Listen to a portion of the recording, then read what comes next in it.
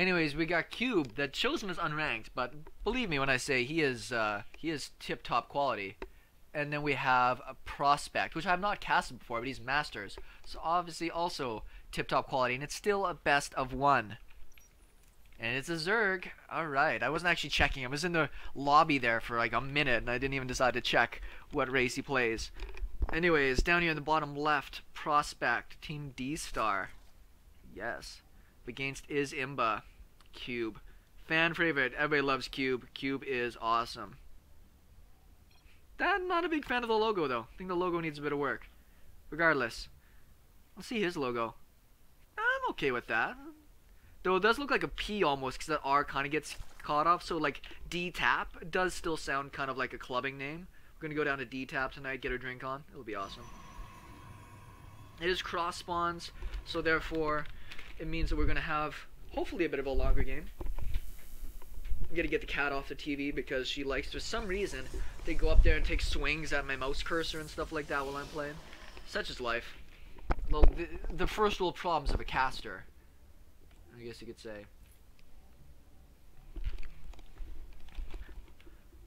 Once again, while we're here, I'll take a moment to thank Team Penguin for putting this all on here, which is fantastic. Also putting together a little bit of a prize pool. Only 15 euros for this one, but it's the first one that they've put a prize pool together. And with this amount of turnout, maybe they'll be able to get a couple more dollars for it. Wouldn't mind putting up a little bit of sponsorship, getting a little bit more interest out of some people. Why not? Have fun with it. Say we're going to get a Nexus first and a Hatch first. Both of these guys. Completely convinced and just going for economy. It'd be interesting to see double Hatch before pool, but it is still single elimination. So I don't think that would be the cleverest of ideas.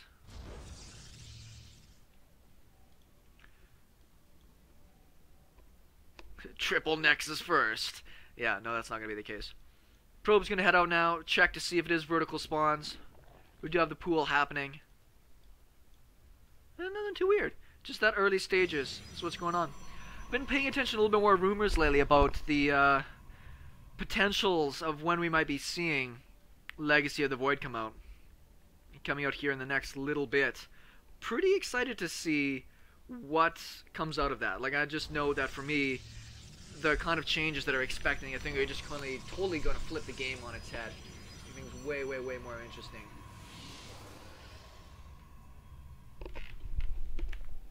Not that they aren't interesting. What I mean by that is it's just going to change up a lot of the aspects of how it's going to be played.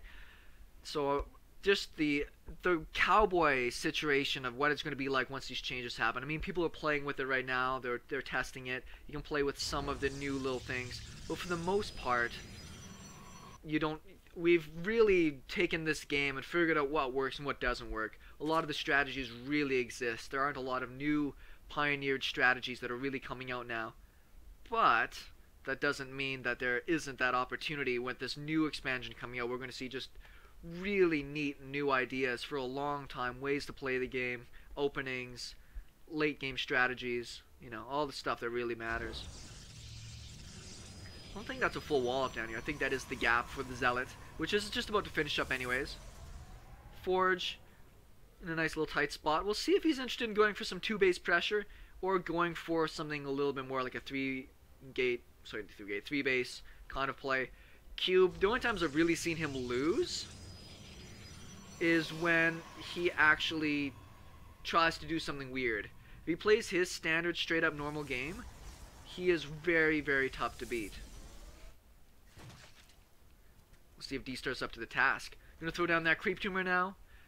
A lot of people don't put down that creep tumor in the main base. This map, as we saw earlier on with that DT harass, very important to get that creep spread moving in there, so we can get all the differences between that.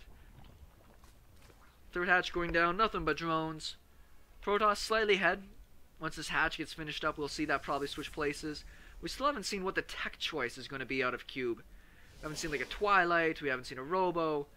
We do see a +1 happening pretty fast, so I've got to think he's just going to throw down a big pile of gates and go for some gateway pressure. Lots of sentries coming out right now. Thing is, this Overlord will be able to see a lot of these things. Seeing the gateways go down isn't too big of a tell, it's just 2. The +1 that he probably scouted with his Ling is way, way more important for him to know what's going on with.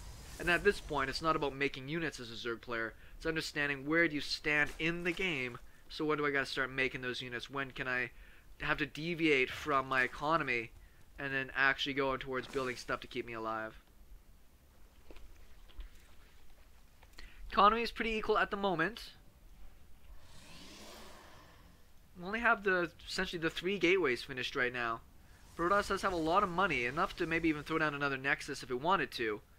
But I have a feeling it's going to be for another big pile of gateways here in a moment. Good scouting. No, actually I think it looks like it was going to be to throw down a Nexus. Probe's actually taking a fair bit of beating. 2 kills on the Mothership Core. It is a murderer. Though that would be way more funny to make for like the titles people have instead of like Disciple.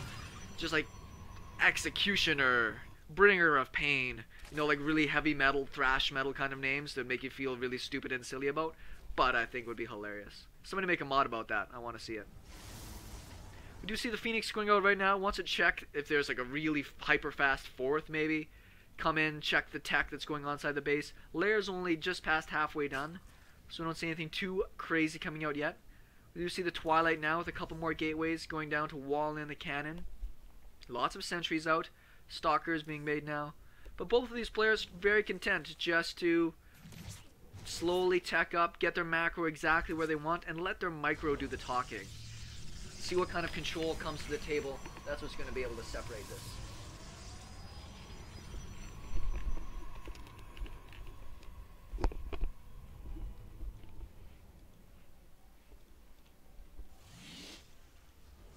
Good vision inside the Protoss base. Roach Hydra looks like it's going to be the flavor of the week. +1 started right now. +2 is already on the way for the Protoss player. But with double Evos. Oh, he hasn't been using the other Evo yet. A little bit of a mistake there. Might have misclicked on that and missed it. But I think it'd be very important for him to be able to go and... There we go. Start up that +1 armor. Full wall off here. Another sacrificial lane to see what's up. There's been no commitment into Robo at this point. We don't have any like hint of Colossus, Stargate, anything like that. Blink on the way along with that +2. Is this enough army to go do damage with? With the Mothership Core there, you should be able to use that as a way to get back, no problem. Big flood of Hydras coming down along with Hydra range. The perfect unit to be able to shut down this sentry-based force. We'll just carve through these gateway units. Even with the force fields there, the range helps out a lot. There's no meat shield in with this, so I can't expect it's for him to be able to actually do a lot of damage with. Maybe likely just to go in there and put on a bit of pressure. We see the Robo going down right now. Couple of spine crawlers. This is a very important spot. Blink very common up onto this part of the high ground. You use the range of those units to be able to come into here, do damage. These spine crawlers buy you a lot of opportunity. Can't lose that mothership. Couple of good force fields there. Grab a couple of Hydras. Those cannons, nice. That's cute. I like that a lot. Sees the timing of this 4th base. Economy-wise, both of these guys are just about exactly where they want to be. Maybe a few more drones for the Zerg player, but at this point he's got to worry more about making units.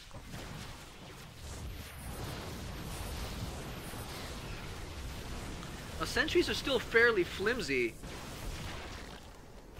Some good pokes coming in. Really doesn't want to lose that Mothership Core. He's just going to pull the drones away for right now. I think that's smart. Don't need to lose any more units. Cube is down in supply. A lot of links coming out right now.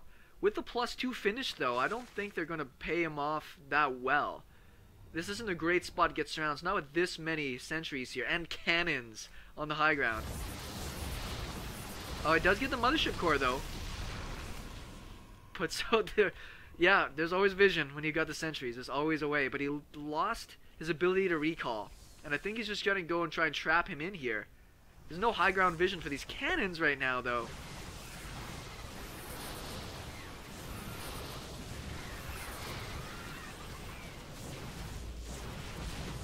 I think he's going to have to fight his way out of here. He's going to lose a lot to these Hydras if he's not careful.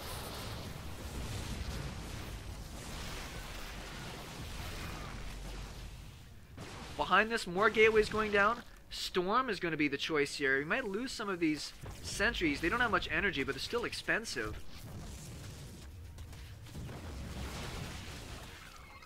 Yeah, you've got these blink stalkers. You might as well try and put a little bit of damage in. Big warping of stalkers. Immortals are on the way right now. Storm's a little ways off. Might want to start warping in some Templars just so he has the energy when the time comes. He's got a lot of resources to spend here.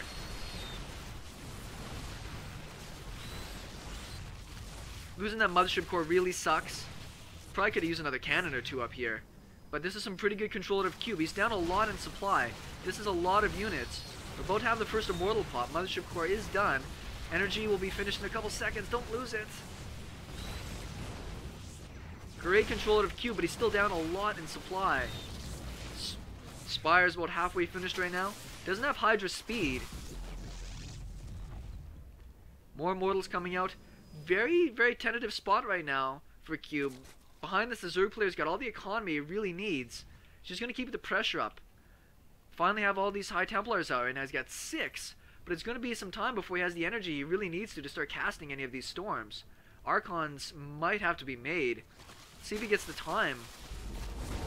Photon overcharge goes down. That one cannon's putting in work there. A couple of zealots from meat shields. Mothership Core is going to go down. Loses one of the Immortals in there pretty cheaply. Getting very, very close. Oh, storms are finished now. That might change up this entire perspective here. I think Prospect has to back away. Whoa, shoot. I totally didn't even notice this. My apologies on that part. Gonna lose the base, but it's a lot of Zealots. They don't have Zealot leg charge or anything. Leg charge. Zealot speed. It'd be either leg speed or charge. Can't be both.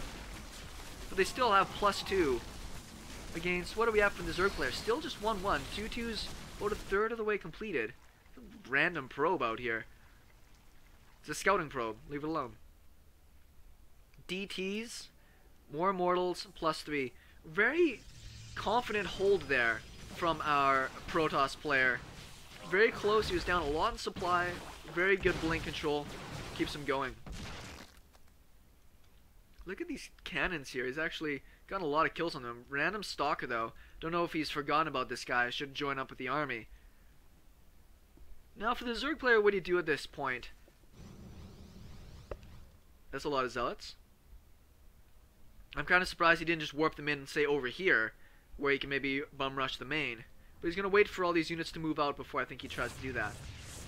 These cannons, man. I tell you, this is hilarious. He's getting 3 Vipers right now. There's no Colossus to abduct. But just to be able to snag or put down any of the blinding clouds, I think would be very valuable. 4th base going down right now for Cube. Fresh Mothership Core. He's already lost 2 or 3 of those. Some cannons at the front if you can afford them. You might as well. There's almost no reason not to. They'll help you with run buys. They'll support you if you like lose all of your army and the Zerg goes on a big tear. Very helpful in almost any circumstance. So who's in a better position then if you're really looking at this? Who do you think is really in the lead? They're both pretty close to maxed out. Greater Spire on the way. If that gets down... Nice storms. Very, very weakened army here. Let's see if we can get these blinding clouds down. Feedbacks. Great feedbacks. Get all the units. Couple blinding clouds got down. Nice storms. Mothership Core's leading the charge like a boss. If that Greater Spire gets down, I don't think it's going to matter enough. With all these Blink Stalkers and +3, I think he's going to be able to deal with it. Some detection would be nice in this army. Zealots come in here. Great timing. This looks like this beautiful, like, collaborative charge of units. Though if he did have charge, that might actually help him out a little bit here. High Templars at the back. Big storms. Morphs them into Archons. There's no... He does have a Warp Prism here, and he's got DTs in the main.